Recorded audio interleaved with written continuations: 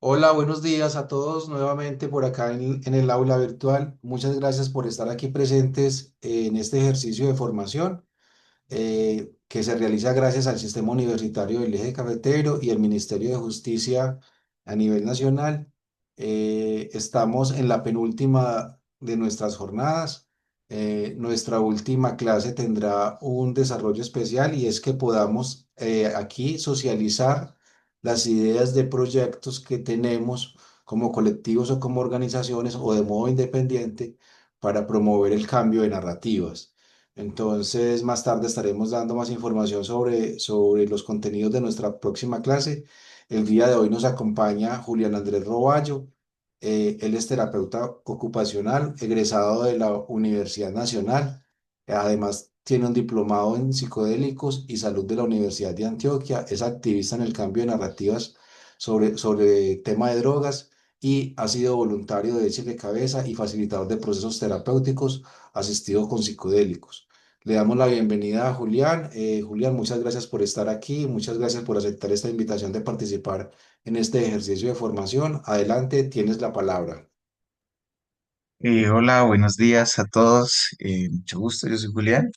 Entonces, bueno, hoy vamos a ver un poco este tema de el uso terapéutico de las drogas, de las sustancias, como una propuesta de cambio de narrativa, ¿listo?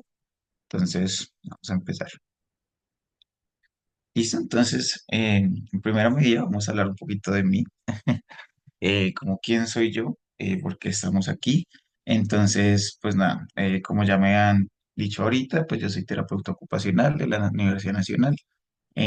Actualmente, bueno, me he dedicado a estudiar las drogas como un fenómeno desde muchas partes, como que me gusta mucho estar leyendo todo el tiempo, andando en esos caminos y en esas lecturas y en este conocimiento, me di cuenta que primero, no solamente las drogas son como nos las han venido contando desde hace mucho tiempo, que son solamente malas, que generan pobreza, discriminación, un montón de cosas, sino que de alguna manera y haciéndolo bien, podemos también incluso tener drogas que sanan.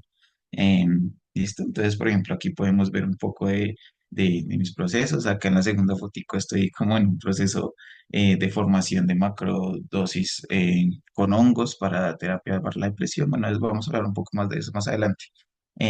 Acá estamos testeando un poquito de cannabis con échele cabeza. Y abajo pues se encuentran también, ¿no? Otras de las cositas que he hecho en échele cabeza. Entonces, también les puedo contar un poquito cómo ha sido mi proceso con échele cabeza. Digamos que somos una ONG que trabaja el tema de las sustancias psicoactivas desde un enfoque de reducción de riesgos y daños. Lo que quiere decir básicamente es que primero entendemos a las personas adultas mayores más de 18 años, que son como entes políticos que toman decisiones pues, conscientes sobre sus cuerpos, y eso incluye pues el uso de sustancias. Entonces tratamos de dar información para que la gente tome pues decisiones un poco más conscientes alrededor del consumo, damos información sobre dosis, efectos, combinaciones, y aparte testeamos las drogas con colorimetría.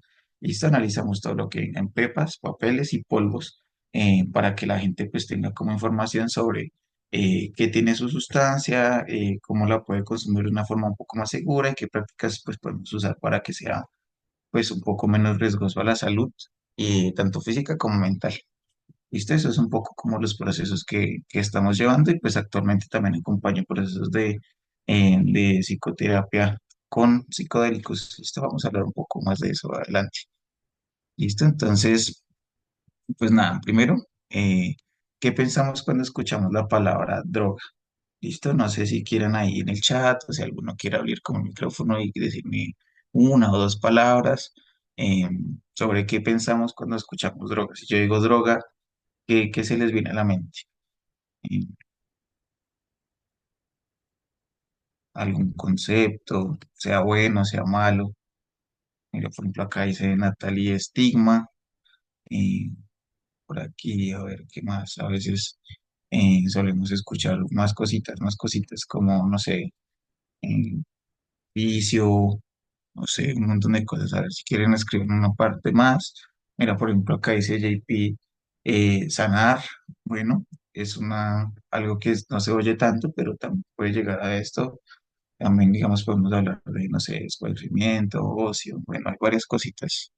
¿Listo? Entonces, por primera parte, les podemos mirar que muchas veces lo que encontramos cuando se habla de drogas en la calle, en los medios de comunicación, como que en todas estas partes donde tenemos como marcado la narrativa de drogas, pues vemos que dice vicio, riesgo, daño, adicción, peligro y curiosidad también. Hay gente que pues entiende las sustancias como algo, lo como que me acerco con curiosidad, pero siempre está el miedo, ¿no? El miedo que son riesgosas, que dan daño, generan pobreza.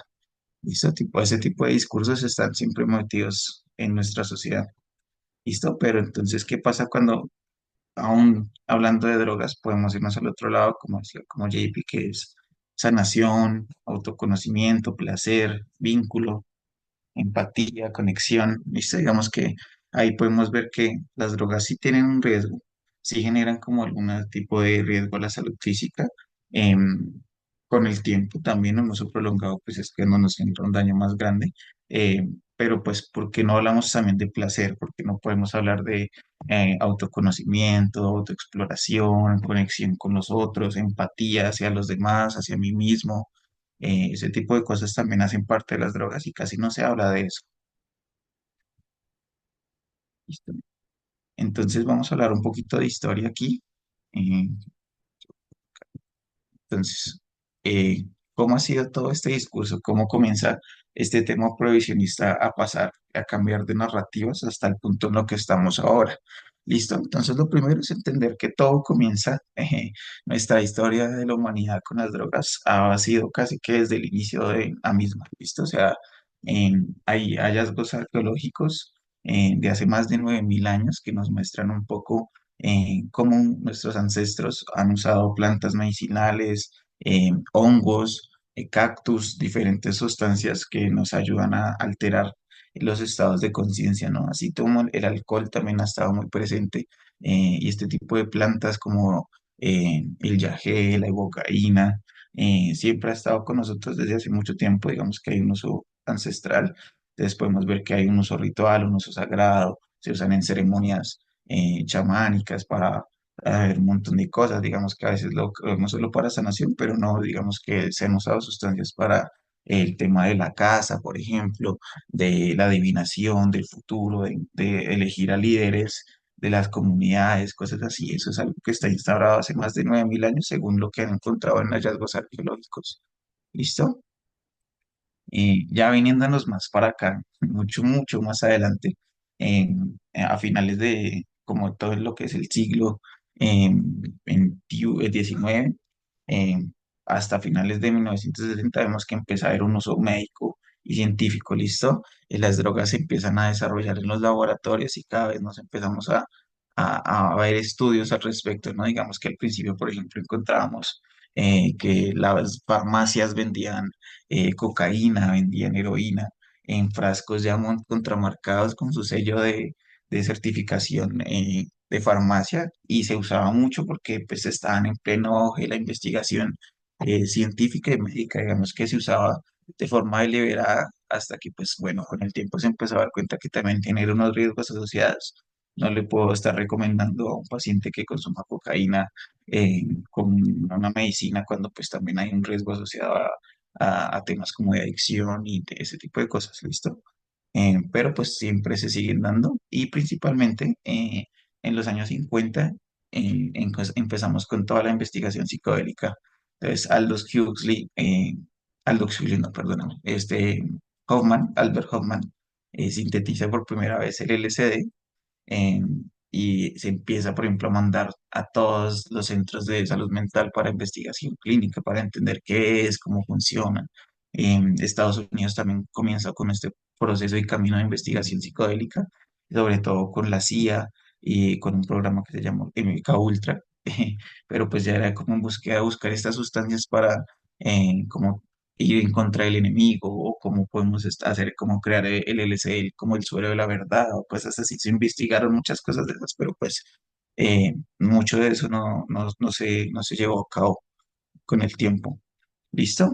Ya luego pasamos pues a los 1970 eh, cuando pues llega toda la campaña prohibicionista alrededor del presidente Nixon, que es pues básicamente declararle la guerra contra las drogas, la guerra contra la gente que consume drogas. Entonces digamos que ahí empieza como un discurso de solo di no, como que se declara a las drogas como el enemigo público número uno de la humanidad, digamos, porque empiezan a haber un discurso, pues, de que las drogas generan violencia, violaciones, criminalidad. Digamos que eso también es un discurso que es muy, un poco racista en cuanto a que, pues, todas estas dinámicas se dan también es porque muchos inmigrantes del sur de América, tipo México, pues cruzaban la frontera siempre fumando marihuana, con sus peyotes o con su hoja de coca y pues ven, ya luego llega uno acá y también dicen como no, esto es lo peor que puede haber cuando realmente simplemente estaban buscando una forma de control, de segregar a las personas y pues más que para hacer más fácil en vez de señalarte a ti, digo no, tú eres una mala persona, digo las drogas que tú consumes es mala y por eso tú eres mala. ¿Listo? Entonces empieza como este proceso de miedo, estigma, control social, un discurso, una narrativa súper súper fuerte alrededor de cómo las drogas están mal y consumirlas es lo peor que te puede pasar. Em, y bueno, ya luego llegamos a lo que ahorita actualmente conocemos como el renacimiento psicodélico. ¿Listo? Entonces, desde los noventas, a finales de los noventas hasta acá, pues digamos que este marco prohibicionista lo que hizo fue frenarnos en la investigación clínica. Digamos que había muchos ensayos alrededor de la psilocibina, por ejemplo, para tratar temas de cáncer, la depresión, muchas cosas. LSD para trabajar adicciones, por ejemplo, suena un poco contradictorio, pero así era y con la llegada de la prohibición todas esas investigaciones se pararon, pero sin embargo no dejaron de existir tampoco. Digamos que nos pasamos al mercado de la clandestinidad, nos vamos a otros lados un poco más underground y la investigación sigue. Y desde los noventas, cuando se empieza a mostrar ya evidencia científica de que esto funciona, eh, pues cada vez empiezan a salir más papers.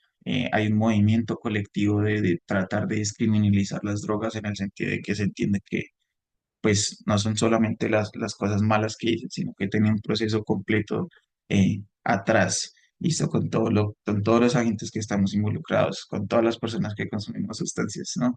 Que están como peleando por sus derechos y aparte de eso, pues empieza a aparecer este auge o este boom de los psicodélicos cuando empezamos a entender que sirven mucho como para sanar muchas cosas, ¿no? Para tratar depresiones, ansiedades, un montón de cosas y entonces la gente lo llamó el renacimiento psicodélico, pero sin embargo, pues esto no es un renacimiento, es algo que no ha parado, que se pasa de lo más arriba a lo más underground, pero que siempre ha estado movido y que actualmente pues está liderando mucho como y puntando mucho pues para llegar a espacios de investigación y de tratamiento mucho más efectivos para la gente.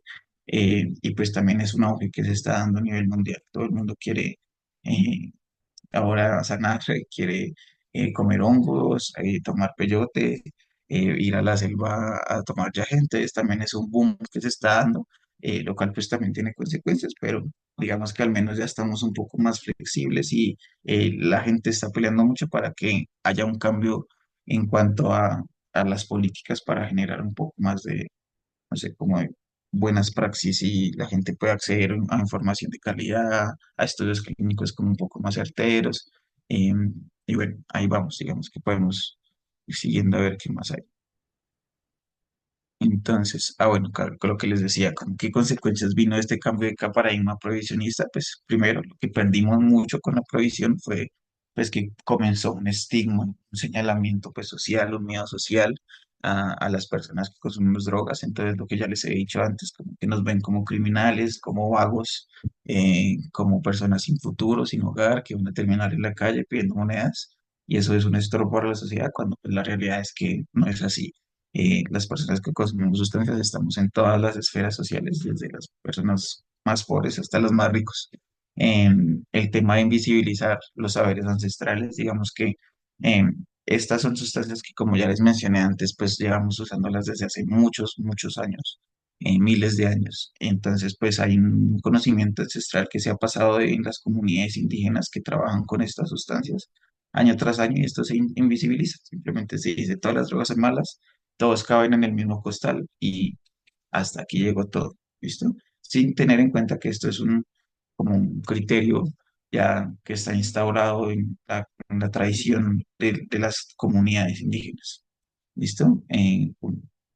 Aumento de los riesgos por la desinformación, digamos que el principal riesgo o lo que creo yo que más lo peor que nos puede dejar la provisión es cerrarnos la posibilidad de informarnos, ¿listo? Entonces, toda la información que tú encuentras en televisión, en periódicos, tiene que ver con no consumas la mata que mata, la marihuana es mala, la cocaína es mala, la hoja de mala, solo la hoja de coca genera guerra, genera conflicto, solamente vemos eso y aún así la gente no sigue consumiendo. O sea, seguimos con este modelo prohibicionista de tratar de erradicar los cultivos, de erradicar las drogas, pero la gente siempre va a buscar la manera de consumir, solamente que en la clandestinidad. Y la clandestinidad que nos hace a nosotros como usuarios, pues nos restringe el acceso a la información y poder tomar decisiones conscientes o informadas al respecto. Digamos que si yo, por ejemplo, como persona usuaria quiero tomar, no sé, una botella de licor, puedo ir a un supermercado y encontrar un sellado que me dice cuánto porcentaje de licor tiene, en qué cantidades, cuánto trae de litro, de mililitros, y ya puedo tomar una decisión al respecto. Sin embargo, por ejemplo, si yo ya quiero consumir un éxtasis, ya es más difícil porque tengo que comprar una pastilla en el mercado ilegal que puede contener éxtasis, como puede contener una catinona o puede contener un montón de otras sustancias que son mucho más riesgosas, más peligrosas y que pues yo como persona que no está informada y que no tengo acceso a información, pues termino tomando decisiones, es por lo que me diga la gente o el dealer, así como métete esta pastilla o comete medio papel de esto y te vas a sentir bien, pero en ningún momento tomas, o nadie te enseña o te informa cómo debería ser el consumo o cómo tiene que ser. ¿Viste? Eso es un poco también lo que tratamos de cambiar en el Chile Cabeza. En políticas punitivas sin enfoque de salud, digamos que acá todas las personas nos vemos afectadas, pero principalmente las personas que tienen un consumo un poco más problemático, las que usan sustancias inyectables, por ejemplo, heroína, o las que son más que todo también lo que se conoce como cocaínas fumables, ¿listo? En partes más al sur de el continente encontramos como el uso de la pasta base, por ejemplo, y acá en Colombia pues es el bazuco, ¿no? Entonces digamos que estos enfoques también hace que sea muy punitivista la gente, o sea, como nos ven como ladrones, como personas que no son merecedoras de derechos, se empiezan a cortar presupuestos para la salud para estas personas. Entonces no se genera material higienizado, por ejemplo, ni atenciones clínicas pues seguras, un poco más precisas para la población, sino que simplemente se segrega y dice, pues a nosotros no nos importa ustedes, ¿no? Y por último, pues lo que les comentaba de la frenada o se frena la investigación científica, o sea, tenemos un progreso bastante grande con universidades como Johns Hopkins en Estados Unidos, el Imperial College en Inglaterra, hay también estudios aquí en Brasil, sobre todo, pero pues todo esto se frena por una parte prohibicionista. Entonces, los gobiernos cierran todas las puertas, se crean estos tratados prohibicionistas, se meten las drogas en listas de prohibición y todo lo que quepa o esté ahí en la mitad se cierra, no hay financiamiento para investigación, ya no tenemos como acceso a nada de esto. Entonces, esto pues es obviamente consecuencias del prohibicionismo.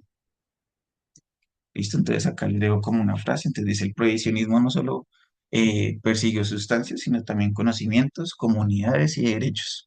Y pues sí, literalmente eso es lo que ha pasado y sigue pasando aún así, hoy en día, aún con todos los avances que tenemos, esto sigue pasando.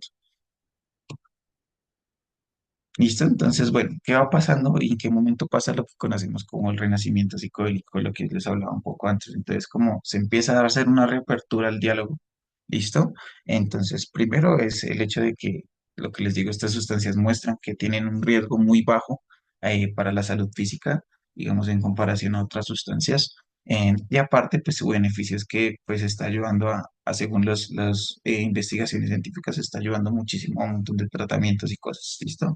Entonces, se empieza un poco más el diálogo con las leyes, cómo tratar de pedir permisos, y esto pues pasa más que todo pues a principios de los 2000, a finales de 1990.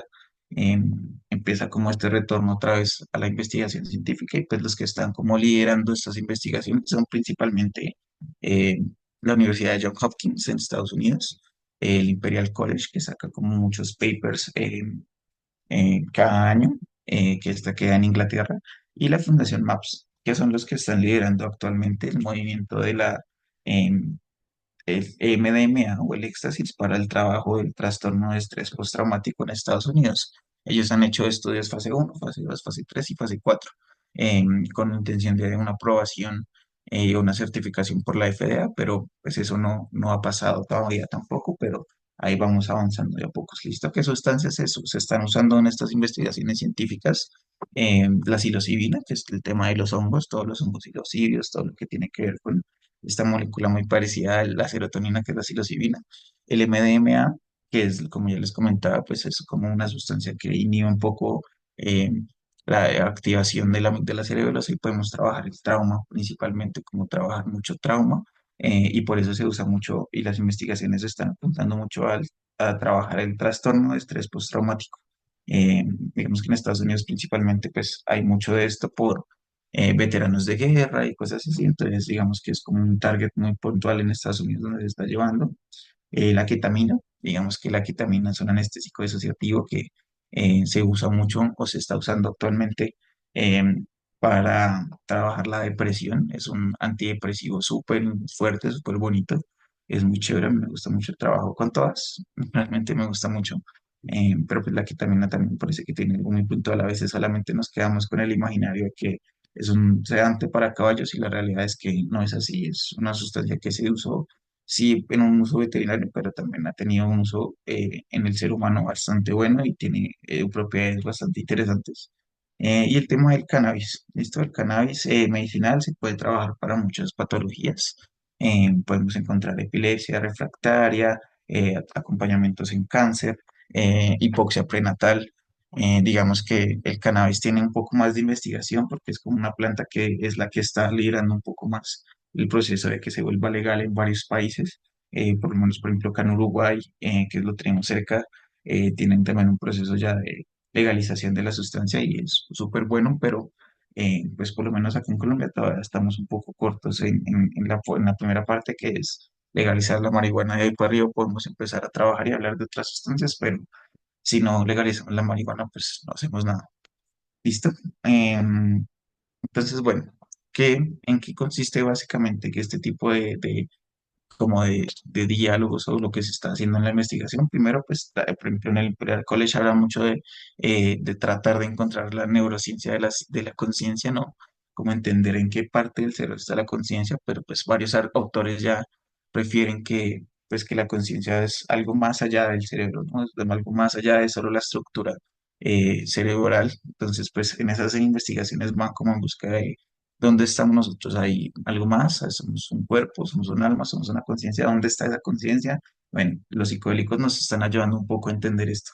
¿Listo? La reducción del miedo a la muerte, digamos que el miedo principal del ser humano es morir o la muerte, siempre está como ahí, esos miedos muy puntuales y pues digamos que esta ansiedad o estrés asociado a la muerte se incrementa mucho cuando tú estás con un diagnóstico cercano a la muerte, ¿no? Un cáncer terminal, una patología que ya requiere cuidados paliativos y te genera mucho miedo, ansiedad.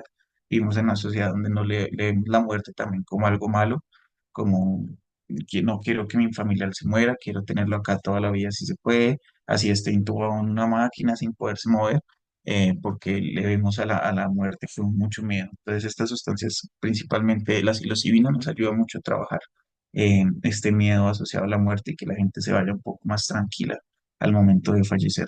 ¿Listos? Y lo que se llaman experiencias místicas controladas. Entonces, digamos que son sustancias que son psicoespirituales, les solemos llamar nosotros en las terapias, ya que tienen un valor, o sea, de gente que dice, pero se usa para todo, para depresión, ansiedad, para todo.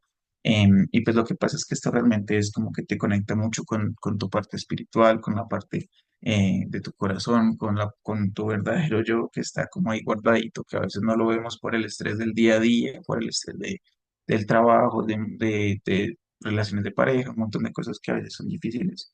y pues que se quedan ahí. Entonces cuando hacemos unas macros podemos llegar a estos estados alterados de conciencia o experiencias místicas que nos pueden ayudar mucho a, pues a trabajar como todos esos procesos, ¿listo?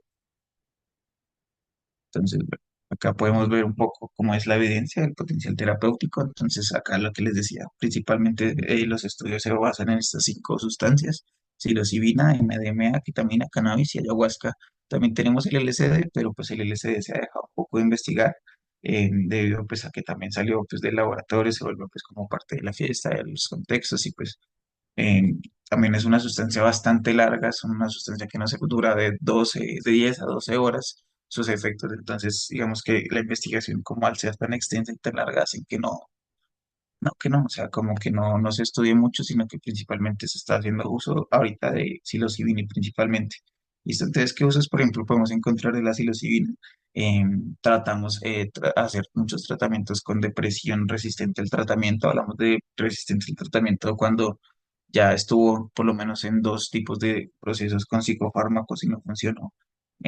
Digamos que se intentaron unos, no funcionan para la depresión, le intentamos con otros, no funciona. Entonces ahí empezamos a hablar de resistente al tratamiento, que no responde a los tratamientos convencionales de la psiquiatría, ¿no? Entonces, psicofármaco. Entonces ahí usamos psilocibina. Entonces se ha visto una mejoría bastante en temas de depresión, en temas de ansiedad, principalmente lo que les comentaba de ansiedad y de miedo. em, y de estrés a pacientes con de ansiedad existencial en el final de sus vidas, ¿listo? Y también pues podemos encontrar algo de temas con adicciones, ¿listo? Ayuda también a ayudar pues como a temas de adicción al cigarrillo, a disminuir un poco los efectos del síndrome de abstinencia en sustancias fuertes como la heroína, ¿listo? Estos estudios los están llevando principalmente en Johns Hopkins, en Imperial College, como les decía. ¿Qué resultados vemos principalmente o cuál es como el resultado principal de lo que se ha encontrado en estos estudios? Pues primero que hay una mejora sostenida del bienestar y reducción significativa de síntomas depresivos por lo menos por 6 meses. Y hay gente incluso pues que llega a tener una remisión clínica, que significa que pues ya no entra en los criterios del CIE-10 o creo que es el de CM5, bueno, no estoy seguro, sobre ya digamos que es un criterio de síntomas para depresión o para ansiedad y no los tiene. Esto ya clínicamente ya no los tendría. Es algo de lo que se ha encontrado. ¿Listo? El MDMA principalmente se trabaja con el trauma.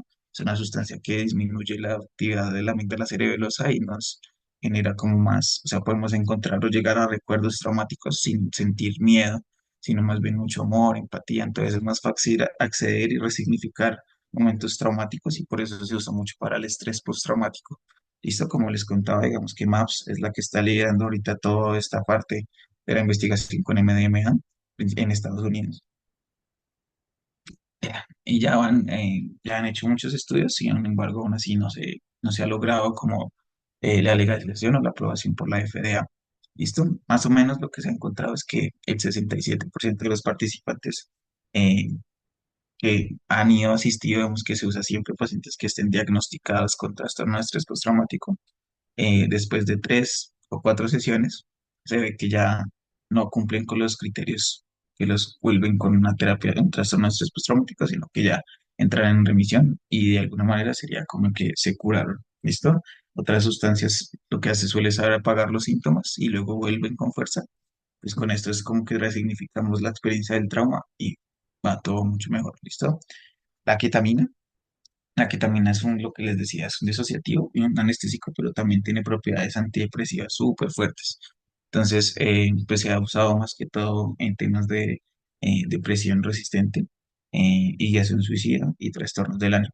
¿Listo? Entonces, vemos que hay una sintomatología, o sea, esta es muy chévere porque, digamos, un psicofármaco te empieza a hacer efecto después de 2 semanas de estarlo tomando y con la ketamina es inmediato. O sea, ese mismo día que hacemos una sesión de ketamina, ese mismo día tú ya te empiezas a sentir mucho mejor física y emocionalmente. ¿Listo? En la Universidad de Yale hay varios estudios, pero actualmente en países como España, Australia, Estados Unidos, ya te puedes encontrar clínicas específicas que contienen o que dan ketamina para el tema de la depresión. ¿Listo? Los resultados muestran pues que hay un alivio muy rápido, casi que inmediato, en las primeras 24 horas, 48 horas, que es un avance muchísimo más grande en comparación a un psicofármaco. Digamos que a veces con el psicofármaco es difícil el hecho de que, bueno, si yo digo, eh, tengo ideosensibilidad, yo no quiero estar más acá, te dicen, listo, tómate estas pastillas, pero te comienzan a hacer efecto en 2 semanas. Pero pues yo me quiero matar es ya. Entonces a veces es un poco difícil el tema con los psicofármacos, pero pues la que también es una opción bastante buena que se ha encontrado últimamente. Y eso, el tema del cannabis se usa en muchos ambientes hospitalarios y médicos. Lo que les comentaba, por ejemplo, dolor crónico, se usa para el insomnio, para cuidados paliativos, el tema de regular mucho el dolor. Nuestro cuerpo tiene algo que se conoce como el sistema endocannabinoide, entonces eh, está hecho para recibir y para tener como una nivelación de cannabis. Digamos que nosotros mismos producimos cannabinoides propios, endémicos, y pues cuando hay una desregularización de este sistema, pues a veces lo demás se desregula y es un poco más difícil. Entonces, se puede usar mucho para muchas cosas, entre ellas, como les comentaba, también acá no la puse, pero epilepsias refractarias, temas de hipoxia prenatal, por ejemplo. Entonces, eso se ha ayudado bastante. Listo. Eso sí, hay una revisión que se puede encontrar mucho más amplia. El cannabis es, creo que de lo que más se ha estudiado, hay capacitaciones más formales. El cannabis medicinal en Colombia, por ejemplo, es completamente legal. Entonces, esto sí podemos encontrar como un montón más de información, y pues ayuda como a varios de estos procesos. ¿Listo? Luego tenemos el ayahuasca o el DMT y el DMT. Digamos que el DMT es la molécula que encontramos en el ayahuasca. Acá en Colombia la conocemos como yaje, el yajecito. Y bueno, el viaje pues, nos ayuda también con un proceso para depresión, trauma, procesos de integración espiritual. Digamos que las comunidades indígenas tradicionalmente lo han usado para un montón de cosas, para y curar a la gente de sus males, no solamente emocionales, sino espirituales y también físicos. Y pues actualmente también se está usando así. Hay investigaciones que nos muestran pues un avance como súper bueno, significativo. em, pero pues hay que recordar lo que yo les decía de todas las demás, es que estas son sustancias que tienen también un riesgo y es que son psicoespirituales, o sea, les ayuda a veces a despertar muchas cosas, pero ese despertar también a veces viene para que tú puedas entender y ver tanto tus cosas buenas como lo que conocemos como la luz, por decirlo así, como tu sombra, como lo oscuro, los traumas, los miedos, las inseguridades, las peores partes de ti, eso también sale a flote, entonces es algo que es un poco a tener en cuenta. No solamente esto es como una panacea de todo, sino que hay que tener muchos riesgos, o muchos cuidados más bien alrededor de esto. Entonces, bueno, lo primero es entender esto, o sea, como que ahí lo que les decía, como que la sustancia no solamente es la única que entra en juego o tiene que ver con este tema de los efectos para que esto uno esté mejor, sino que la experiencia con drogas no solamente depende de la sustancia, sino de muchas cosas más. ¿Listo? Entre ellas, pues son lo que acá se conoce como el triángulo de Siempre, ¿listo? Em, entonces el triángulo nos habla que son tres aristas, no solamente se trata de la droga, sino que también se trata del individuo, cómo estoy yo físicamente, emocionalmente, si me siento cansado, si estoy enfermo, si por el contrario me siento bien, me siento alegre, o si estoy entusado, pues la experiencia va a ser completamente diferente. ¿Listo? Y el ambiente.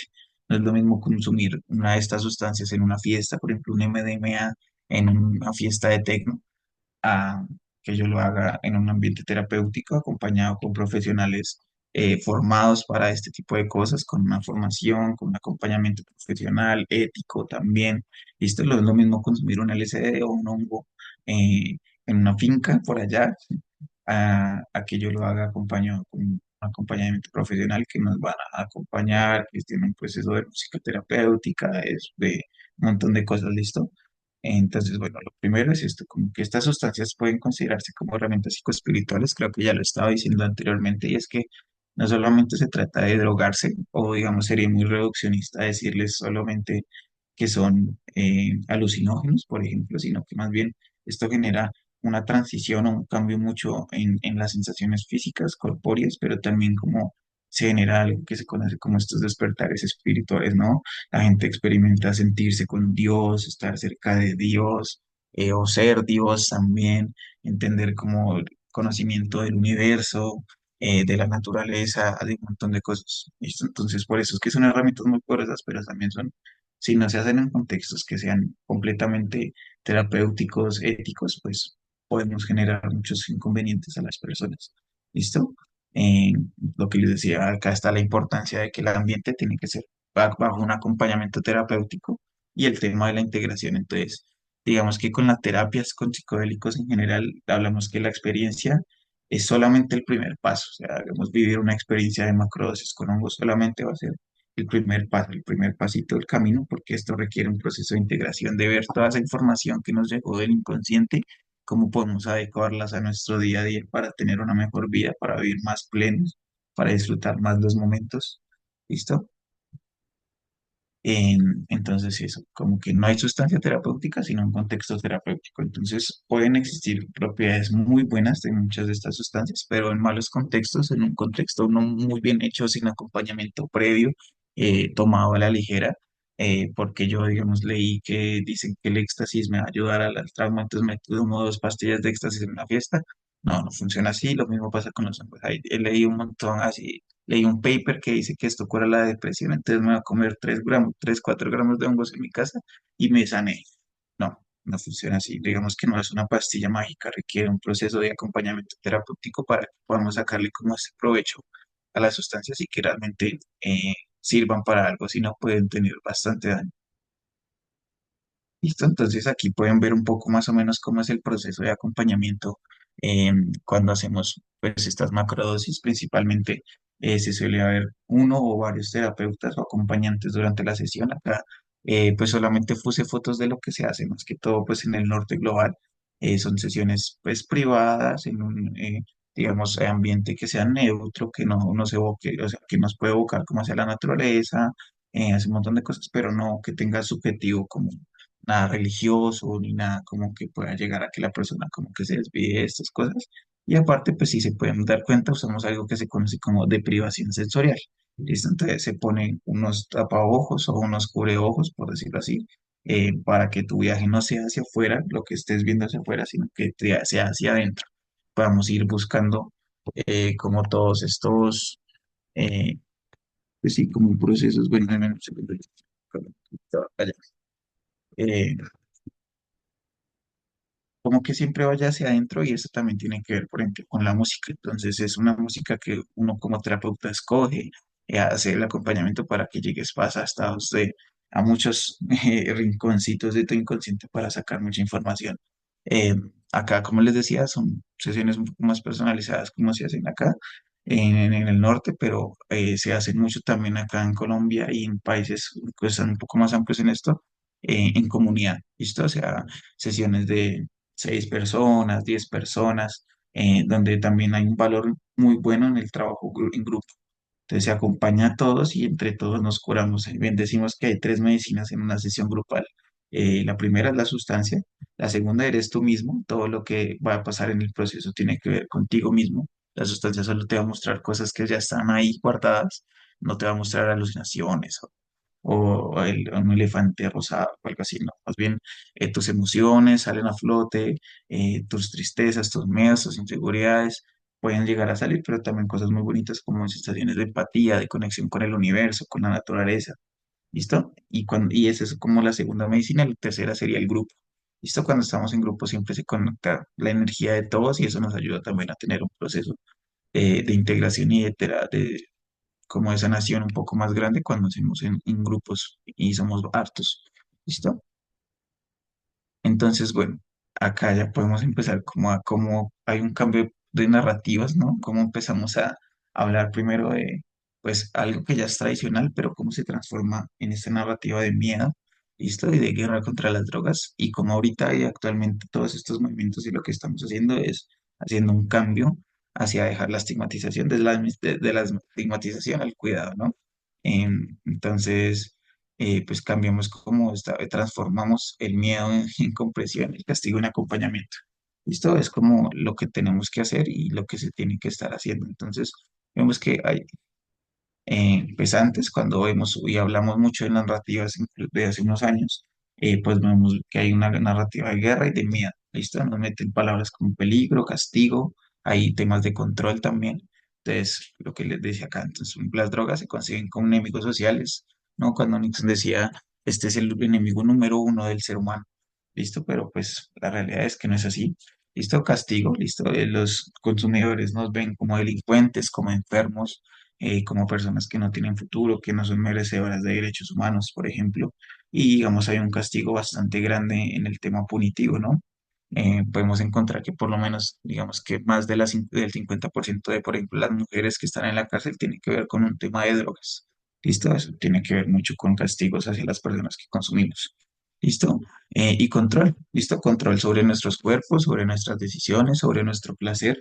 Es un discurso que nos quita como todo esto para decir, ustedes tienen que hacer lo que yo digo, ¿no? Y la abstinencia es el único camino. Y nos quita todas estas demás cosas, ¿listo? Predomina un enfoque punitivo, moralizante, ¿listo? También tiene que ver con un tema moral, de alguien quiere pensar en la moral de este país, alguien quiere pensar en los niños que van a pensar de nosotros, cuando pues esto no es algo de que avergonzar tampoco. ¿Listo? Y ahora, pues, ¿cuál es la narrativa que estamos o que estoy también promoviendo con nuestras terapias y con los movimientos psicodélicos que están emergiendo actualmente? Pues primero que cambiemos esta narrativa a una parte de cuidado y comprensión. ¿Listo? En diferentes partes del mundo tenemos un movimiento que se llama Apoya y no castigue. ¿Listo? Que tiene que ver con esto, con en vez de acusar o y señalar, estigmatizar, perseguir a las personas que consumen sustancias, porque no más bien tratamos de mejor escuchar qué es lo que está pasando, por qué hay un consumo problemático, si es que hay un problema de acompañamiento emocional, o sea, algún trauma que no te está dejando avanzar y tú estás buscando una solución con las drogas. Bien, se dice, por ejemplo, en Alcohólicos Anónimos hay un lema que dicen que el alcohol no es el problema, el alcohol es como intentamos salir de y solucionar ese problema y muchas veces pasa lo mismo con las drogodependencias. No se trata de cómo yo estoy consumiendo un montón, sino por qué lo estoy haciendo y tal vez a veces se hace por un vacío emocional, por un tema de traumas, por todo lo demás. Listo, entonces promovemos el acompañamiento, la conciencia y principalmente la reducción de daños, ¿no? Entonces, un acompañamiento en cuanto a que el consumo pues pasa a ser asuntos de derechos humanos y de bienestar. ¿Listo? No podemos solamente hablar de punitivismo y lo peor, sino que también tenemos que hablar de derechos humanos, de salud pública, que tienen que crear política pública para acceder a este tipo de cosas de información, de todo lo demás. ¿Listo? Conciencia. Entonces el consumo deja de ser visto como un delito y pasa a ser un asunto de derechos humanos. Yo creo que lo que ya les decía, como que se transforma y empezamos a hablar un poco más de cuidado, del placer, la gestión de los placeres, la gestión de los riesgos asociados a las drogas y cómo yo puedo ir equilibrando, teniendo prácticas más adecuadas, controlando mi consumo, empezando a tener como prácticas de autoexploración para saber en qué momento consumir, en qué momento tal vez me estoy pasando, mi relación es un poco más problemática, todo este tipo de cosas. Y un acompañamiento psicológico también sería muy, muy importante en estos casos y la reducción de riesgos y daños. ¿Listo? Entonces es promover el uso informado y atención de salud mental. O sea, uso informado es que tú entiendas cómo funcionan las dosis, que hayan procesos como el que hacemos en Chile Cabeza de testear sustancias para que la gente sepa qué está consumiendo, cuál es la dosis, qué pasa si la mezclo con esta sustancia, qué pasa si no la mezclo, cómo se va moviendo todo este tipo de cosas. Entonces es algo que pues digamos que es importante tener en cuenta y por eso la reducción de riesgos y daños es uno de los procesos como importantes que estemos haciendo y por lo menos estamos avanzando mucho en esto. Actualmente la política pública de drogas ya nos tiene o sea, ya puso muy puntual y muy explícito la reducción de riesgos y daños como un punto a tratar y eso es un avance gigante que tenemos en Colombia en comparación con ciertos países. Listo, entonces, ¿qué recomendaciones les puedo dar para empezar con nuevas narrativas y transformar esto de todo lo malo de las drogas a algo más bonito, más humanizado, más de compañía, de empatía, de cuidado, de placer también, de la gestión del placer? Entonces, bueno, ¿cómo construimos relatos más humanos? Entonces, lo primero es poner el cuidado en el centro, o sea, hablamos de que sí hay un consumo, pero sí nos cuidamos, digamos cómo nos cuidamos y de qué manera, ¿no? Entonces, si yo voy a una fiesta a tomar licor, cómo nos cuidamos entre el grupo que somos 5 10 o cómo yo puedo empezar a tomar más agüita, a mezclar, a no mezclar con otras drogas, y esto cómo empiezo a entender y a informarme de las drogas y tomar decisiones un poco más conscientes, ¿listo? Entonces, siempre hablar desde la empatía y no desde el miedo, o sea, no tener, o sea, no estigmatizar o generar como este miedo que a veces incluso sea entre las mismas personas que consumimos drogas, ¿no? Como yo estoy iluminado porque consumí hongos, pero te miro a ti mal porque consumes cocaína. Y el que consume cocaína mira mal al que consume heroína, y el que consume heroína mira mal al que consume azúcar. Y es como, al final todos somos los mismos. Y por eso tenemos que vernos desde todas las miradas con mucha empatía y no con el miedo y con la estigmatización, que es lo que nos han vendido todo este tiempo. ¿Listo? Priorizar la salud mental, emocional y comunitaria. Digamos que esto se crea desde la comunidad.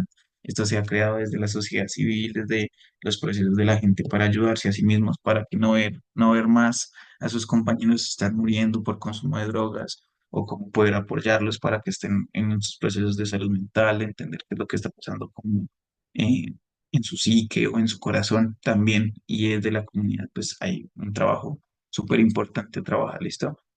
Reconocer el bienestar colectivo, que el bienestar colectivo comienza con el autocuidado, ¿listo? Lo que les decía. Yo, ¿cómo me cuido yo y cómo cuido a los demás? Y entre todos creamos comunidad de cuidado. ¿Listo? La primera parte es entender que las drogas tienes que tú aprender a autorregularlas, tú aprender a tener el control, que ellas no te controlen a ti, sino que tú a ellas. ¿Listo? Entonces, para eso hay que tener un ejercicio constante de autoexploración, autocuidado, buscar siempre prácticas de cómo puedo disminuir los riesgos asociados a mi salud al consumir estas sustancias, y pues ver cuáles son los riesgos y tomar decisiones más conscientes, pero pues el primer paso siempre va a ser autocuidarnos para luego cuidarnos entre todos. ¿Listo? Entonces, la segunda, pues, es hablar de experiencias, no solo de sustancias, o sea, no solo se trata de las drogas, sino se trata de quién vive las historias que las consumen. ¿Listo? ¿Quiénes son las personas que las consumen? ¿Quiénes son las personas que están involucradas en estos actores comunitarios? ¿Quiénes son las personas que estamos en la fiesta o en el compartir o en este tipo de, por ejemplo, en este caso, pues en un ambiente terapéutico? ¿Listo? Entonces es escuchar a las historias vivas de la gente, ¿listo? ¿Qué siente, qué piensa, que transforman las personas las drogas? ¿Listo? Esto a veces nos hace un cambio de paradigma, de estructura, de pensamiento muy diferente a lo que es estar en un estado como base de la conciencia. Entonces, hay que escuchar a la gente, hay que escuchar lo que está pasando en las calles, hay que escuchar lo que está pasando en este tipo de ceremonias. ¿Qué está pasando cuando la gente consume drogas? Y no solamente hablar de, es que las drogas son malas y punto, sino que hay que escuchar a la gente que está acá, porque al final la guerra contra las drogas es una guerra contra la gente. Entonces hay que escucharlas también. ¿Listo? Obviamente esto se tiene que hacer evitando un enfoque moralista y patologizante. Digamos que nosotros no somos delincuentes, no somos enfermos, entonces hay que también tener escuchar a las personas, pero no verlas como, ay, pobrecito, es que está loquito porque se consumió un LSD y se puso a alucinar toda la tarde. Sino más bien es como, bueno, no, ¿por qué este proceso de esta persona le está ayudando? ¿Por qué está generando impacto en su bienestar emocional y psicológico y espiritual o lo que sea, o de placer? eh, Desde este lado no patologizante, ¿listo? Eh, ¿Listo? Recordar que cada experiencia tiene un contexto y una intención. ¿Listo? En estos procesos terapéuticos siempre requerimos que haya una intención y un contexto específico para que saquemos todo el jugo y el potencial a estas terapias. Entonces, cuando tú tienes una intención al consumir sustancias, puede ser incluso un placer de estar feliz en una fiesta, pero pues tiene una intención y un contexto, no simplemente es consumir por consumir. Hay gente que dice, es que los que consumen se están matando. Es como, bueno, ya has visto realmente el por qué estás la gente consumiendo, hay una intención de por medio. Esto te genera bienestar, te genera empatía, te genera conexión humana, te suelta, te inhibe de un montón de estrés, de ansiedad, de cosas. Entonces es como, ¿por qué la gente lo hace? No solamente es decir, las drogas existen y se están dando, sino por qué. ¿Listo? Y pues ya como más enfocado a un poco a la terapia, pues es vincular la ciencia, el arte y la espiritualidad, ¿listo? O sea, como que entender que estas sustancias en la evidencia clínica sí tienen un proceso muy bonito, que tiene que ver con la espiritualidad, y que actualmente pues estamos como uniendo ambas partes, ¿no? Como los usos ancestrales que han tenido todas las sustancias y esta parte un poco más de la ciencia, eh, o de Occidente, que le gusta pues estar un poco más como en la clínica, más riguroso y todo, pero pues ambos lados nos están dando mucha información, y unirlas y tenerlas en presencia de ambas pues nos ayuda un montón a tener evidencia que demuestre que pues como con rigor que pues esto genera bienestar y hace un montón de cosas y no solamente es algo malo. ¿Listo? Entonces, la evidencia científica aporta rigor, el arte comunica emoción y la espiritualidad da sentido. ¿Listo? Entonces, cuando unimos todos estos procesos, pues tenemos como una tríada súper buena y poderosa de mostrar que las cosas que hacemos con drogas y las cosas que hacemos las personas que hacemos cosas con drogas tienen que ver mucho con la comunidad, con el arte, con el amor, con la empatía, y le damos sentido de alguna manera a nuestras vidas, ¿no? Digamos que, por ejemplo, uno de mis profesores, Jaime Andrés Vinasco, él decía, las drogas me salvaron la vida y a muchas personas también lo hacen. Entonces, pues, esta evidencia nos ayuda también a tener, como a decir, "Vea, no solo es malo, sino que esto también me está ayudando a mi bienestar, a mi integridad, a todos estos procesos, ¿listo? Integrar diferentes formas de conocimiento y ampliar la comprensión del uso de drogas, lo que les decía. Podemos verlos desde muchos lados, desde muchos ambientes, desde la reducción de riesgos y daños, desde la espiritualidad, desde las comunidades ancestrales, desde el más moderno. Pero pues la idea es tener diálogos constantes entre todos, ¿listo? Esto no es separado uno allá y el otro por allá. Y entonces acá en Bogotá con un bazuco y en la comunidad indígena hasta Tumayaje, pero no podemos tener un diálogo, sino más bien es unámonos, creemos comunidad y entre todos digamos, bueno, ¿cómo la usan ustedes? ¿Cómo la usamos nosotros? ¿Qué es lo que ve un lado o el otro? Y así empezamos a entrelazar como las cosas y se puede entender o tener una comprensión mucho más amplia de las drogas, más allá de solamente decir que son malas. ¿Listo? Eh, y promover una visión interdisciplinaria del bienestar, lo que les digo, o sea, eh, eh, no solamente se trata del profesor de universidad que lleva toda su vida investigando este tipo de cosas, sino cómo podemos integrar también los saberes ancestrales de la gente, cómo podemos incorporar eh, el diálogo de la comunidad, las perspectivas que tiene la comunidad al respecto de las drogas. Y esto, pararnos en múltiples miradas y entre todos unirnos para crear un paradigma un poco más eh, verídico y real de lo que son las drogas. ¿Listo? Creo que esta, no sé si esta es la última, pero bueno. Entonces dice cómo formar comunidades de aprendizaje y reducción de riesgos y daños. Entonces lo primero es eso, como tener espacios donde se pueda compartir y la gente pueda llegar o acercarse sin juicio a poder hablar de sus experiencias con drogas. eh, y pues también buscar ese acompañamiento, ¿listo? Entonces en Échele Cabeza tenemos muchos de esos procesos, pero pues siempre invitamos a la gente a que desde sus sociedades civiles, desde sus pueblos, sus barrios, pues también hagan estos procesos de poder acompañar a gente, de poder escucharla. eh, a veces, pues digamos, no tenemos la posibilidad de acompañar, pero sí podemos tener la posibilidad de darle 5 o 10 minutos a alguien para ser escuchado y eso es algo súper valioso. Si lo hacemos sin juicio y sin esta parte moral y estigmatizante, pues muchísimo mejor, ¿listo? Eh, Promover la responsabilidad, ¿listo? La corresponsabilidad. Entonces, es cómo me cuido yo, qué puedo hacer para cuidarme y al momento de cuidarse, pues empezar a cuidar a los otros y entre todos cuidarnos, ¿no? Es como este tema de el cuidado colectivo, como una herramienta también de resistencia hacia este tipo de cosas, ¿listo? Eh, entonces, y por último, pues ya es convertir el diálogo sobre drogas en una oportunidad en la cual podemos hablar de que se puede educar a la gente para tomar decisiones más conscientes sobre las decisiones que toma sobre su consumo. Y también la posibilidad de llegar a procesos de sanación también con esto, ¿no?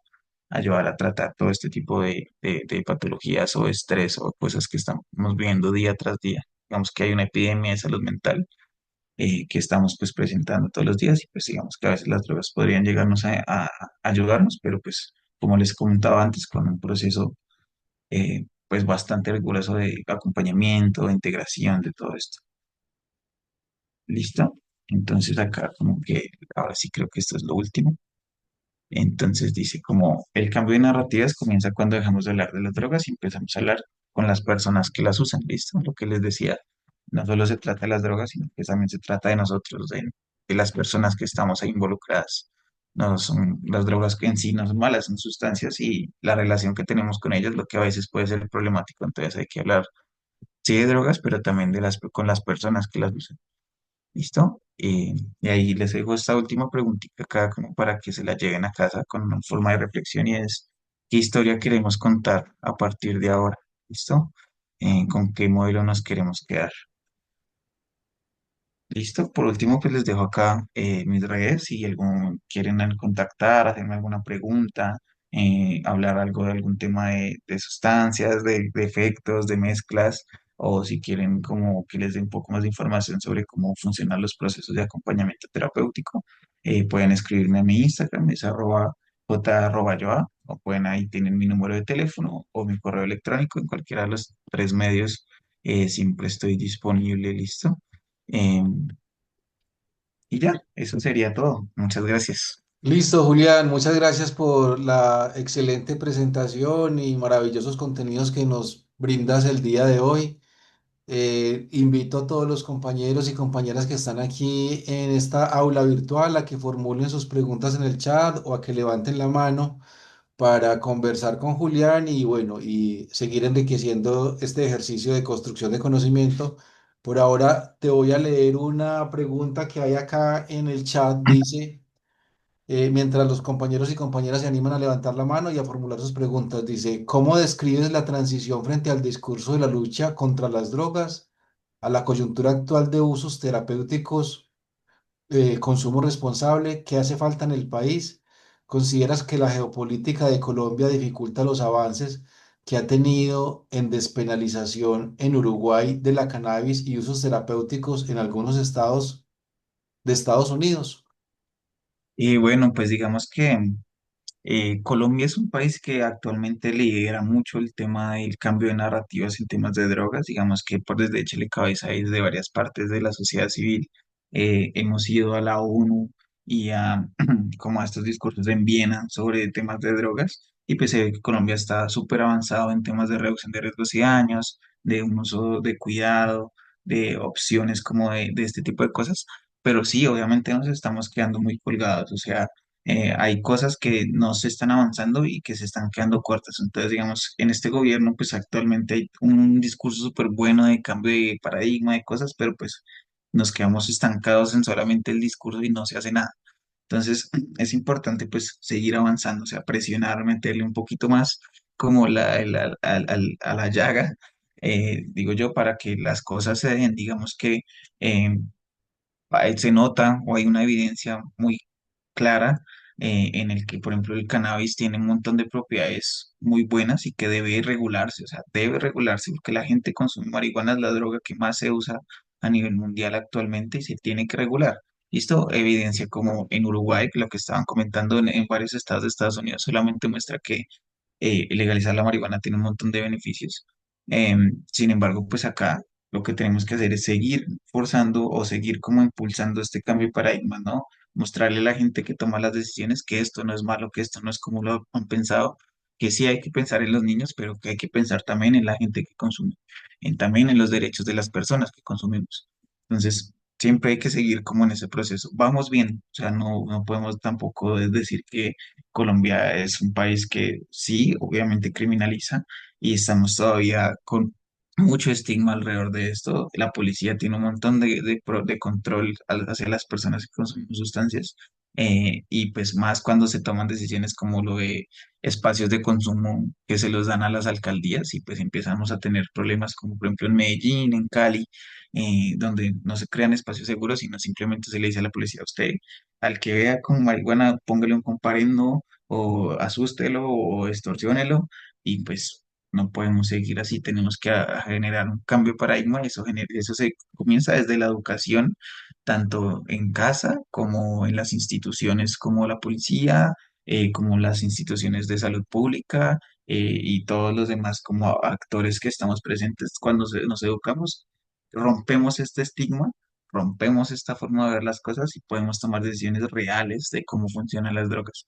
Entonces, ¿cuál es la invitación o qué es lo que tenemos que hacer? Es seguir educando y mostrando a la gente cuál, desde mi posición, cuál creo que es la forma más adecuada para hacerlo, es mostrar que yo, o sea, comienza desde mi individualidad, ¿no? Como desde el individuo y eso se traspola al colectivo. Entonces, ¿cómo puedo aportar a esto? Pues saliendo del closet psicoactivo y diciendo como, bueno, sí, yo consumo sustancias, pero aún así soy terapeuta o puedo ser médico o soy abogado o lo que sea, puedo llevar una vida tranquila, normal, bonita, incluso dentro de este mercado, pues, capitalista y soy completamente funcional y eso es como para mí el acto político más claro para poder empezar a tener un cambio de paradigma.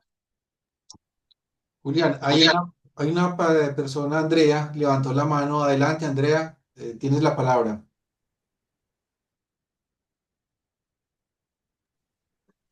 Hola, buenos días a todos y todas.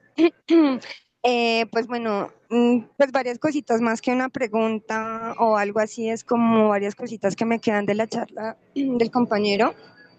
Una de ellas es que pues me preocupa demasiado, digamos que le sigamos diciendo drogas y drogas y drogas a las sustancias.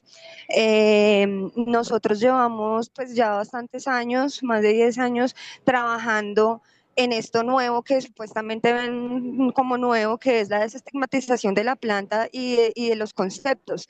Sí, obviamente nosotros hace 10 15 años lo hacíamos de una manera demasiado rebelde y hablábamos del consumo de drogas, y hablábamos de drogadictos, y hablábamos de un montón de cosas, pero justamente en ese ejercicio de la educación popular y en ese ejercicio de educarnos a nosotros mismos, sin irnos como tan a los conceptos académicos ni a los conceptos terapéuticos, era más bien entender que una cosa son las sustancias que ya tienen un proceso, no sé, químico, un proceso industrial, lo que hace que sea como determinada una droga y distanciado de una sustancia que viene de la madre naturaleza, que a lo que nosotros llegamos al término de enteógeno. Creo que es muy importante porque nuestra lucha desde el activismo ha sido muy clara en sacar a la marihuana de ese concepto de drogas. Entonces, pues me afana mucho que alguien que pues se supone que trabaja con la ATS y que hablan tanto de drogas y drogas y drogas, pues se siga hablando como o sea, que dentro de la charla hable de terapéuticos y que hable de plantas espirituales y esté hablando de drogas. Entonces, eso conceptualmente me conflictúa un poco, justamente porque nuestra lucha ha sido alejar una cuestión de la otra. No porque digamos, y eso lo hablábamos también creo que en la sesión pasada, cuando hablábamos como del uso del yagé, de los hongos, de ciertas plantas que para las comunidades son sagradas y que justamente hablábamos que sí tenía que tener como una preparación, un ritual, una importancia. Digamos, en mi caso personal, yo hasta ya mayor fue que empecé a probar muchas pepas, mucho que sí, que, bueno, muchas cosas sintéticas, que ahí fue que entendí que eran las drogas diferente a las sustancias de la madre naturaleza, que fue como mi iniciación fue por ahí, cuando yo ya grande, ya en la universidad, ya terminando, me encuentro justamente en Manizales con un montón de sustancias, digamos, ya químicas, industriales o como se les diga, sintéticas, entendí la diferencia. No estoy diciendo que una cosa sea mejor que la otra o que la otra sea peor que la una o que uno sea problemático, el otro no. Hacia ese punto, pues bueno, que ya lo manejen los profesionales en el tema. Sin embargo, sí me preocupa demasiado que sigamos haciendo, digamos, como esas distinciones en quién puede acceder a qué o quién no, ¿sí? Es decir, cuando se habla de un uso terapéutico, siento que siempre se les va a poner este uso es a los profesionales. Cuando son los profesionales los que más nos han acusado de drogadictos y enfermos, porque si tú vas a un médico normal de una EPS y tú le dices, no, es que yo consumo ketamina porque tengo un problema, no sé, postraumático y lo uso, te va a mandar a un psiquiatra, te va a mandar a un psicólogo como si fuera un uso problemático. No, no, no más pasa con la cannabis. Si tú le dices, no, mira, yo tengo un platino en mi cuerpo por una acción de violencia y por eso utilizo la cannabis, te van a enviar a un uso problemático. Siempre lo van a ver así porque hay un retraso absurdo de la medicina en Colombia con respecto al uso de las sustancias. Ahorita escuchaba al compañero diciendo que es que en Colombia la cannabis medicinal es completamente legal, eso tampoco es real. popularmente no se puede usar. Mi sobrina es paciente medicinal, ella tiene parálisis cerebral y espasticidad muscular y no saben la lucha tan demente que toca con la PS, con todo para conseguir la medicina que ella necesita, que es el Delta 9. Entonces, hay muchas cosas que de verdad no, o sea, como dice el compañero, en el discurso funciona, pero en la práctica no es real. Y pues si estamos hablando de matizar, pues tenemos que hablar es con la realidad de las cosas. Muchas personas lo suben a un nivel académico, a un nivel institucional. Yo no me imagino un terapeuta en un consultorio dando yaje. O sea, para mí eso no me entra dentro de mi cabeza.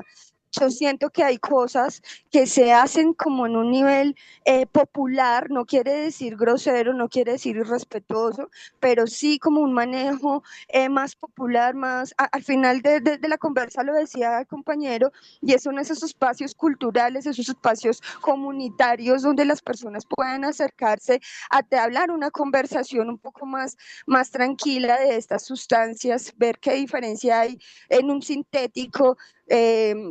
A una planta que viene de la madre tierra, de una raíz o de algo. Todo eso debe, digamos, estar ahí, más no estoy tan de acuerdo como que lo cooptemos a lo institucional, que es como lo que siempre ha querido buscar ATS, a buscar lo institucional, a buscar el estudio de las sustancias, a buscar que sean terapéuticas para terapeutas profesionales, cuando en realidad nosotros como culturas que venimos de los indígenas, así seamos muchas veces citadinos, tenemos esas costumbres naturales de buscar nosotros nuestras propias medicinas.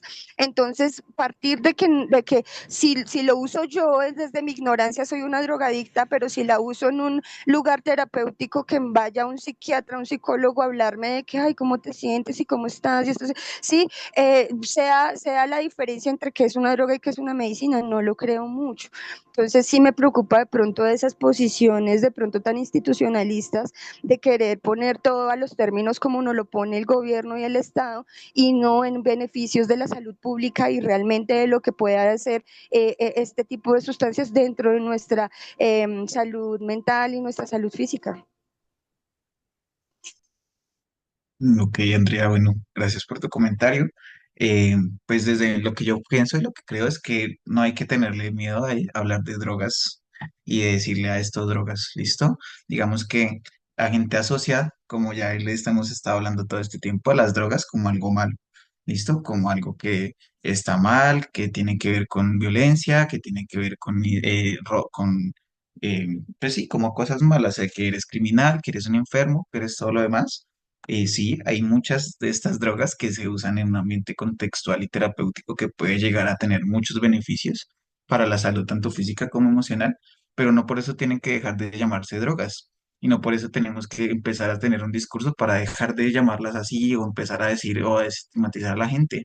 Obviamente el uso de la palabra, por ejemplo, drogadicto es algo súper fuerte, pero entonces no es lo mismo que yo empiece a decir, no, es que estos son medicinas y entonces porque son medicinas y porque son naturales, entonces esto sí, y entonces el éxtasis o la cocaína o el tusi, no, no podemos hablar de eso o eso está mal y eso está bien. Entonces yo me creo superior y me empiezo a volver superior porque No, yo no es consumo sus hablar de plantas. tenerle miedo, Esperas, es que una es cosa como, se sí, llama de una entonces, cosa y otra no, cosa o se llama sea, de por otra eso, cosa. dentro de las leyes, dentro de todos los contextos de leyes, de investigación científica se hablan como drogas y están categorizadas dentro de las naciones internacionales y los No, convenios estamos de acuerdo. internacionales como sustancias psicoactivas y como drogas.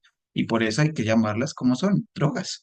Y no, no hay que tampoco quitarles esos meritorios porque Eso son estamos de drogas al final. O sea, digamos, el cannabis tiene un potencial terapéutico súper bueno, pero la gente lo consume discriminadamente en la calle. Y no por eso entonces tengo que decirle medicina. Sí, puede ser medicina y puede llegar a tener un proceso medicinal súper bueno y súper Pero si importante. ves el punto, tú sí estás juzgando el uso que se le da y en el modo que No, se le da. A mí es sí que me no es parece medicina juzgarlo. cuando un pelado sale No, lo a que te las 8 o digo, 10 de la mañana a fumar un porro por la mañana, ¿sabes? Y entonces a no eso tiene que tiene, estar el terapeuta ahí, a eso mí es, sí me parece que sea entonces medicinal. no, no significa que sea así, simplemente el uso que se le está dando ya es diferente.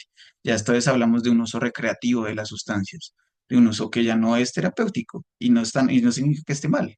O sea, simplemente significa que es diferente y por eso tenemos que hablar de las cosas como son. Para mí es un proceso importante también reivindicar las palabras como ser marihuanero. Para mí yo soy un marihuanero y yo puedo decir firmemente que lo soy, pero si para otra persona eso tiene una carga mala o como en contra o que eso está mal, o que ser un marihuanero es ser un vago o ser un desempleado o ser una persona sin futuro, pues no, no tiene por qué ser así, simplemente soy Pero es una que, persona que usa compañero cannabis, Julián, que usa discúlpame con todo marihuana, respeto. cambia Pero es que, el digamos, su paradigma. merced ya tiene, digamos, muchas cosas claras en el contexto. Yo estoy hablando, digamos, como en el ejercicio, es decir, digamos, nosotros cuando empezamos a sacar las marchas y los fumatones a las calles, nuestra intención más que hacer una protesta y ser rebeldes ante la ley era, nuestro objetivo siempre ha sido educar a las personas. Nuestro propósito siempre ha sido educación popular y tú puedes tener muchas cosas claras, pero créeme que una de las cosas más transformadoras que yo viví, y justamente con estos temas de cambios de argumentación y cambios de paradigmas y este tipo de cosas en el lenguaje, de las cosas más maravillosas que yo viví, te estoy hablando de 10 años atrás, fue cuando nosotros empezamos a hablarle a las personas que se metían a unas ollas a comprar la droga que tú dices, la marihuana, no sabían que era una planta, no sabía que era una planta que se podía sembrar, no conocían las semillas.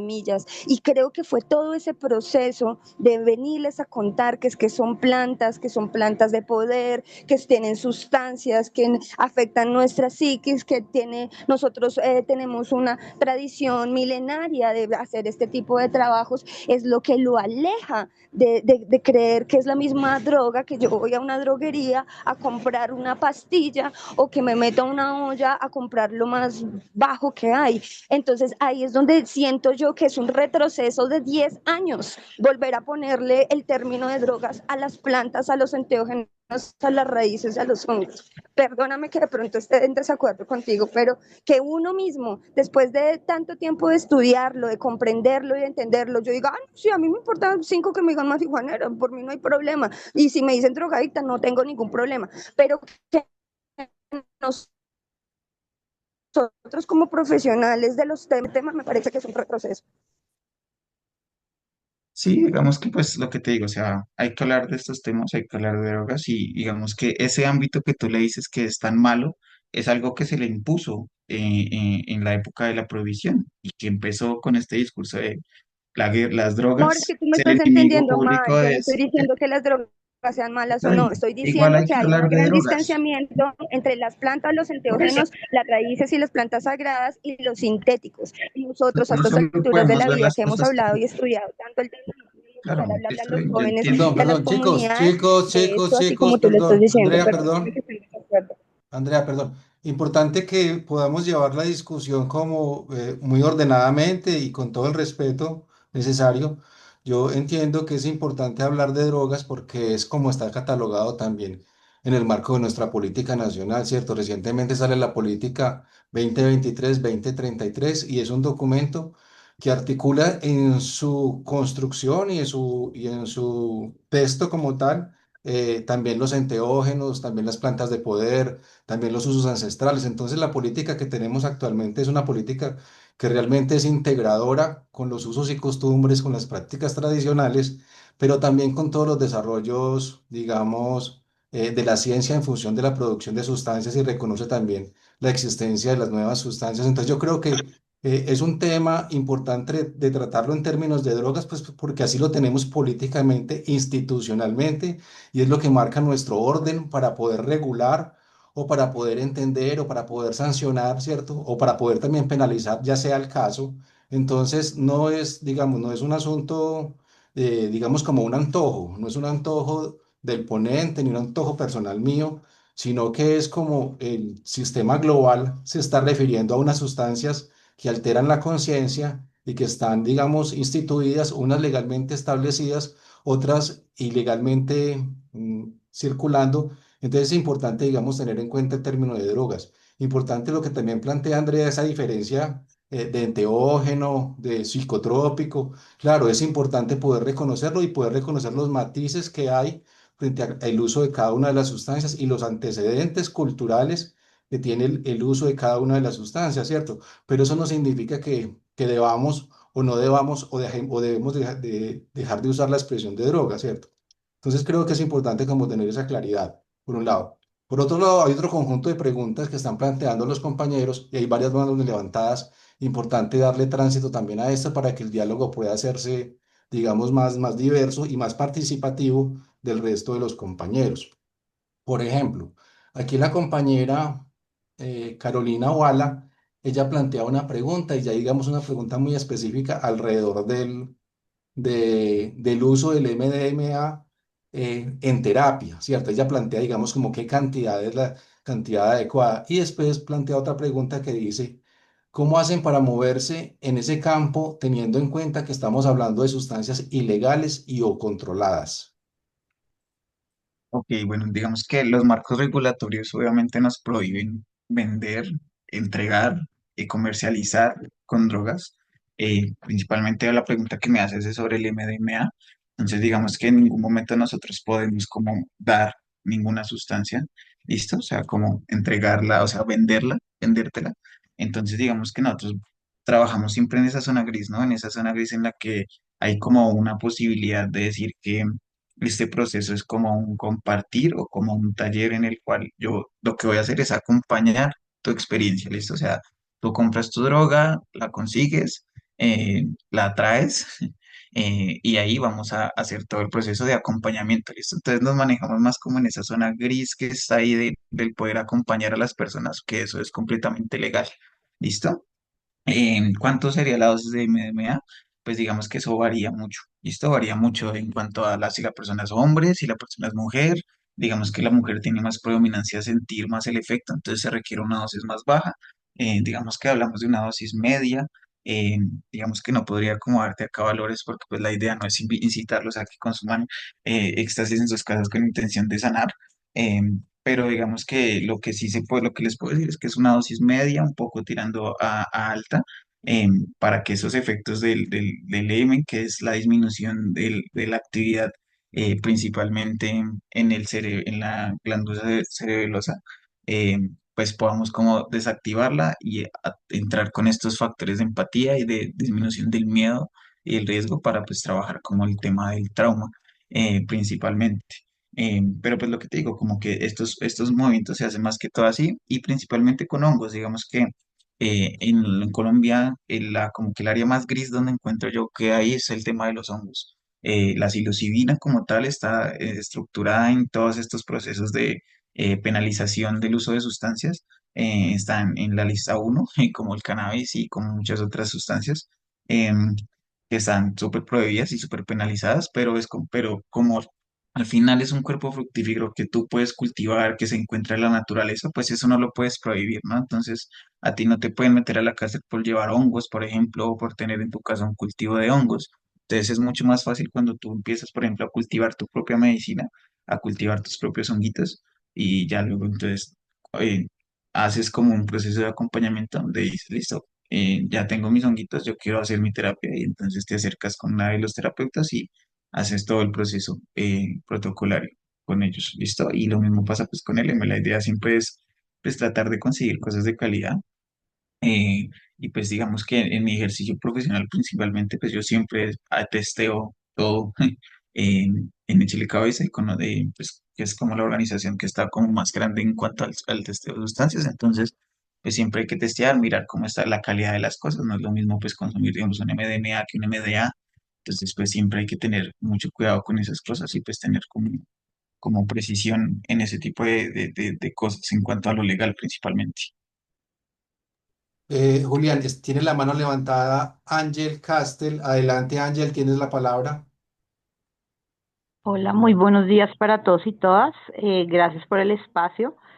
Sí, efectivamente, en todo lo que es el plan territorial de ordenamiento en Colombia, pues nos ha faltado mucho la investigación en ese, digámoslo así, de esas plantas de donde se sacan los estupefacientes y que pues efectivamente hay un control y una regulación en estupefacientes en Colombia que no había sido concertado anteriormente con las comunidades, hasta ahora, digámoslo así, se ha venido abriendo. Muy pocos han recolectado toda esta información y la han, digámoslo así, ser consejeros directamente del gobierno. Por eso tenemos una muy mala práctica en materia de formulación de política pública. Eso es una realidad. ¿Por qué? Porque nosotros, por ejemplo, no nos basamos en el contexto de la biobotánica, de la biomedicina. Entonces tenemos un desfase y una descontextualización muy profunda en nuestra sociedad, que algunos, muchos corren y hablan por todos sobre muchas cosas así, y han ocurrido y están ahorita, digamos, en un retroceso y sí, nos hemos estancado 10 años. Yo me acuerdo en Bogotá, pasamos un proyecto en la Secretaría de Salud hace 13 años, perdón, más años.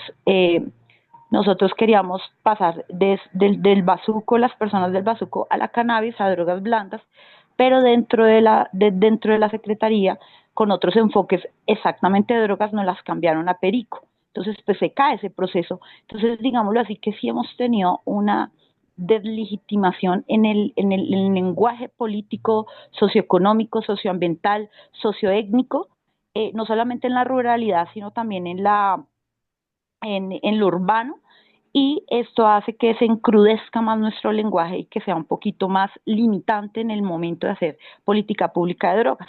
Así que es muy importante que las comunidades activen su participación ciudadana en cuanto a sus saberes, en cuanto a su conocimiento, sus talentos, y también en el conocimiento que hay, porque ahorita hay mucho curso, mucha información, todo está volviendo en paz como en la naturaleza, como lo hemos hablado en diferentes espacios nativos. Entonces lo importante acá también es que todos nos reculturicemos, estudiemos, no solamente pasemos información, y porque siempre va a haber un teléfono roto y cuando llega al final, digamos, como estos diálogos, pues está sesgado mucho contexto colombiano, porque es verdad, o sea, el tema de cannabis en Colombia es muy fuerte. No puedo ir a llevar mis flores a un espacio donde ni siquiera me miran el microbiológico. Entonces estamos un poquito sesgados en cuanto a temas. No es porque seas el más grande ni el que tengas que realmente tengas las verdaderas informaciones, porque todo ha sido una recopilación como Frankenstein de un cierto tipo general de información, sino que realmente nosotros en Colombia necesitamos que todas esas culturas, que no somos multiculturales, súper diversos, tenemos diferentes tipos de conocimientos ancestrales, sea más unido en esta política de drogas. Entonces, pues yo también los invito. En Bogotá estamos formulando política de drogas con Organizaciones Unidas, con Secretaría de Salud. Muchísimas gracias. Sí, Ángel, muchas gracias también por tu comentario. Y sí, me parece como importante todo lo que dices. Digamos que en algún momento de la charla lo hablaba y es como que se tiene que hablar multidisciplinariamente de esto. O sea, no solamente pueden ser unos los que tomen las decisiones sobre la política pública, sino que se tiene que hablar entre todos y generar entre todos. Nosotros hablamos de que como nada de nosotros y nosotros y todo de nosotros con nosotros. Entonces, todo lo que tenga que ver con estos temas es importante hablarlos con todas las personas que estamos involucrados, ¿no? Como cambiar este cambio de paradigma de, por ejemplo, la hoja de coca, entender que las dinámicas comerciales, económicas, como las dinámicas de la comunidad, de la gente que la cultiva, de la gente que la produce, de la gente que la consume también. O sea, no solamente nos podemos quedar con un solo actor o solo un solo ente, o el que la vende, o el que la compra, o el que la hace, no, tenemos que hablar con todos, todo este como amalgama de personas que estamos involucradas en esto y que nos afecta a todos. O sea, no solamente eh, tienen que ver unos, sino que tenemos que ver todos. Entonces es súper importante lo que mencionas de trabajar en comunidad, de integrar los saberes ancestrales, de hablar con las comunidades indígenas, de hablar con la gente que lleva años cultivando marihuana, años cultivando hoja de coca, de la gente que ahorita produce tusi, por ejemplo, de la gente que comercializa con bazuco. O sea, tenemos que hablar con todos los agentes para poder generar una política que esté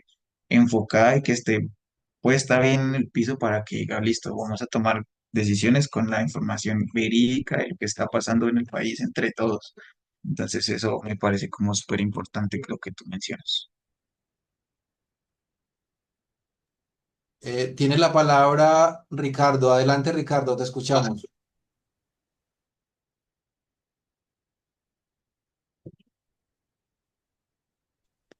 Hola, profesor, muy buenos días para todas, para todos.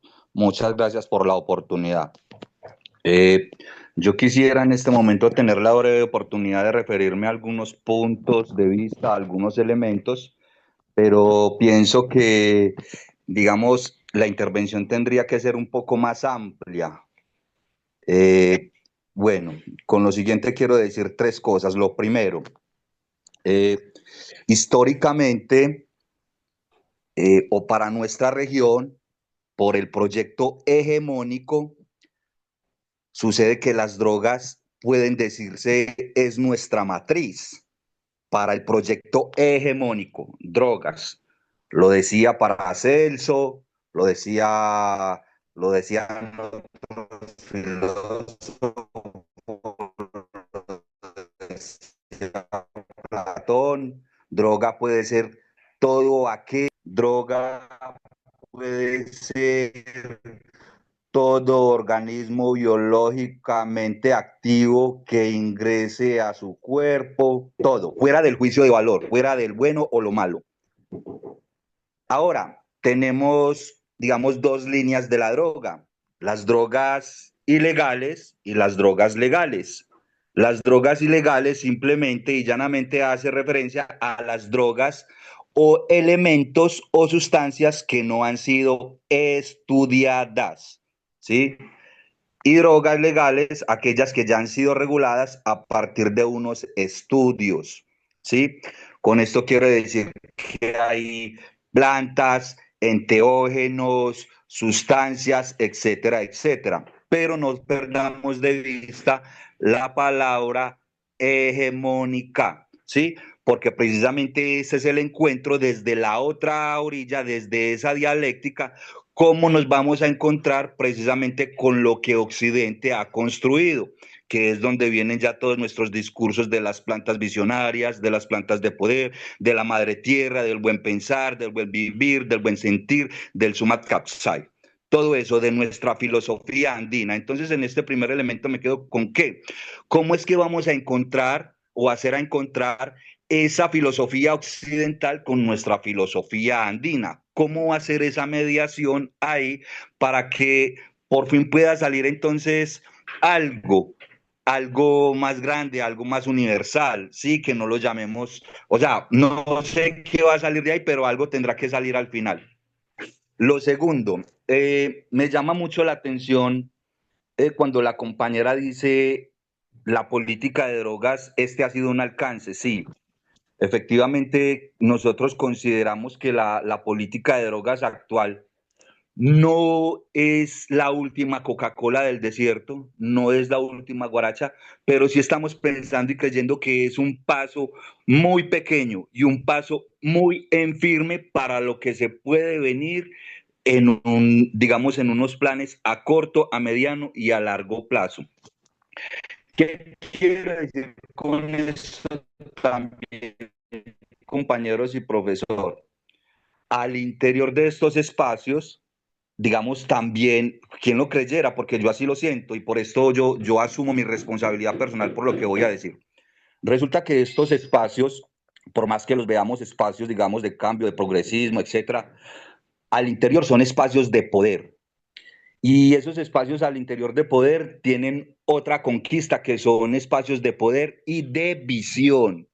Y resulta que por lo menos dentro del grupo que yo estoy en este momento en la comisión mixta, no somos ajenos a esos grupos de poder y de visiones, pedaleando y tirando todos para el mismo lado, supuestamente, ¿sí?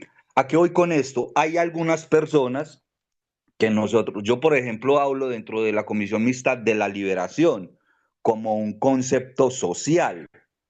Y me parece que el concepto de la liberación, el concepto social es mucho más amplio que el concepto de la legalización o el concepto económico, por aquello de la ingeniería social, en mi parecer. Sí, y así lo hice, así lo sugerí en el momento que lo pude hacer. ¿Esto a qué lleva? Lleva, digamos, el concepto de la legalización lleva al concepto de la libre oferta o la libre demanda. Y allí se nos pierde todo ese bagaje que de pronto la compañera, digamos, nos quería compartir, ¿cierto? Todo el uso ancestral y espiritual de las plantas. Contrasta con esto con unas clases que tomaba con el profesor Fericla.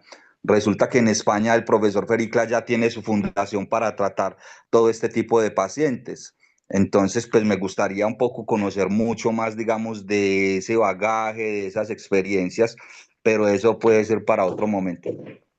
¿Qué le quería decir con esto que me retiré un poquito de la política pública? Sí, efectivamente hay personas dentro de la comisión que o hay unas personas que tienen muchísima más experiencia, por ejemplo, las personas del Cauca, ¿sí? Y digamos, dentro de la política pública, cómo todo este grupo de personas hacen hasta lo imposible, digamos, para que tengan en cuenta los cultivos de hoja de coca de ellos. Y la política de drogas tiene consideraciones, pero no los tiene en cuenta, ¿cierto? Entonces miremos como todas las contradicciones que empiezan a presentar estos textos, ¿sí? La misma conceptualización y bueno, muchas cosas para hablar, profesor. Yo he tomado atenta nota de cada una de las presentaciones, de cada uno de los asistentes. Y pues bueno, esperando que se nos dé esa oportunidad de pronto para compartir entonces el grueso de toda esta crítica positiva. Muchas gracias, profesor. No, sí, pues muchas gracias también a ti como por todo lo que dices. Digamos que esto es como algo súper clave y es entender que, pues primero, pues esto se va creando entre todos, ¿no? Entonces nos toca también a nosotros, así sea con lo poquito que hacemos en nuestras comunidades, con las personas que ustedes tienen cercanas, con las personas o las comunidades que ustedes eh, como que impactan, hacemos, así sea un pequeño granito de arena, una playa inmensa que todavía nos falta por llenar, pero vamos de a poco a cambiando este cambio, haciendo ese cambio de paradigma, empezando a entender las drogas desde otras posiciones, desde otros lados, como tratando de hacer lo que les decía como todo este tiempo, que es como la convergencia de saberes, de expresiones, de entender todo, de no segregarnos entre nosotros mismos, de no señalarlos, de no decir como no, estas drogas son mejores o aquellas es peor, y entonces nos creemos superiores por consumir hongos, pero miramos mal al que consume bazuco, o queremos que no haya como, sí, regulen el cannabis, regulen los enteógenos, regulen el yagé, pero a la persona que consume heroína, no, ellas no lo ayuden, no les apoyemos, no les demos maxilar higienizado, no hagamos como campañas de salud para este tipo de público, sino más bien no, entre todos, más bien creemos esta comunidad, unámonos, o sea, en vez, como que la invitación también es más que a pelear o a decir es que yo tengo la razón o lo que sea, es más bien como no, pues bueno, hay muchos puntos de vista y entre todos podemos ir creando esto y ir uniéndonos y llegando a un montón de cosas, ¿no? Eh, sí, o bueno, no digo como que regular el o sea, regular el yaje, sino por lo menos entenderlo desde una mirada como de protección, eh, pues institucional, como lo es, por ejemplo, la hoja de coca en Bolivia, por ejemplo, que ya es como un hito de la humanidad y que está protegida ante la ley, o procesos de protección del ambiente, como lo es, por ejemplo, en México donde el uso del peyote es algo netamente prohibido para cualquier persona que no sea de la comunidad indígena que trabaja con estas plantas desde hace mucho tiempo. ¿Listo? Entonces es como más que todo, no es una regulación de, tiene que haber un control un regulatorio y todo, ¿no? Eh, eh, pero sí como el hecho de, por ejemplo, proteger a estas plantas que están siempre en este boom de los psicodélicos, hace que haya una explotación, sobreexplotación y haya un tema ambiental ahí que también se tiene que tener en cuenta al momento de hablar de estas cosas, ¿no? Digamos que este boom hace que sí, todo el mundo quiera probar el yagé, todo el mundo quiera probar los hongos, todo el mundo quiera probar el peyote, pero pues si se sobreexplota, pues obviamente eso va a afectar directamente los ecosistemas donde están estas plantas. Entonces, pues hay que tener en cuenta también ese tipo de cosas y ese tipo de, de temas que a veces nos olvidamos, pero que también tienen que ver mucho con eso, ¿sí? Tocó con el tema del glisofato, por ejemplo, cómo se erradican cultivos y se dejan las tierras infértiles para cualquier otro tipo de cultivos, cosas así, o sea, es importante hablar también del medio ambiente, hablar de las políticas como regulatorias del medio ambiente, de proteger nuestras plantas nativas, de proteger nuestros saberes ancestrales, de muchas cosas. Entonces, nada, pues como creo que les decía, la invitación es a unir todos estos diferentes saberes y pues entre todos ir poniendo ese granito, ese paso pequeño que estamos dando, pero cada vez un poquito más cerca. A veces un profesor me decía como, ¿cuánto falta? Pues no se sabe, pero al menos estamos más lejos de donde comenzamos. Bueno, estamos llegando a nuestro final de la jornada del día de hoy. Queremos recordarles que nuestra última jornada de trabajo es el próximo viernes. Perdón, el próximo sábado tendremos una jornada de trabajo muy especial para todos los participantes que deseen socializar su propuesta de construcción de cambio de narrativas o su propuesta comunitaria, su experiencia ya digamos vivida, tenida, ¿cierto? Entonces, el día lunes les vamos a compartir a los correos electrónicos, digamos, y al WhatsApp también como el protocolo o los pasos a seguir para armar la presentación o para el esquema de trabajo y de socialización. Es importante tener en cuenta que vamos a hacer un ejercicio pues compartido, un ejercicio colectivo, entonces tenemos que tener una economía del tiempo.